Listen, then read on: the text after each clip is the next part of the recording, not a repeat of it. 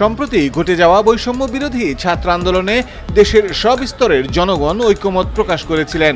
রাস্তায় নেমেছিলেন শিক্ষক, অভিভাবক, শিল্পী, তারকা, খেলোয়াড় সহ সবাই। ক্রিকেট অঙ্গন থেকে দেখা যায়নি মাশরাফি বিন মুর্তজা ও সাকিব আল হাসানকে। আর এ নিয়েই ক্ষোভে ফাটছেন বাংলাদেশের জনগণ। আর তারই প্রতিফলন দেখা গেল কানাডার ক্রিকেট মাঠে। দালাল সাকিব, দালাল সাকিব, চোরের বাচ্চা, চোরের বাচ্চা।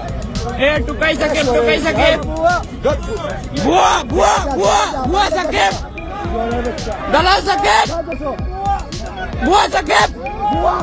আরো একটি ভিডিওতে দেখা যায় দর্শক গ্যালারি থেকে একজন বলছে, সাকিব ভাই আপনার পদ আছে নাকি গেছে? পদ আছে না গেছে? গেছে গা?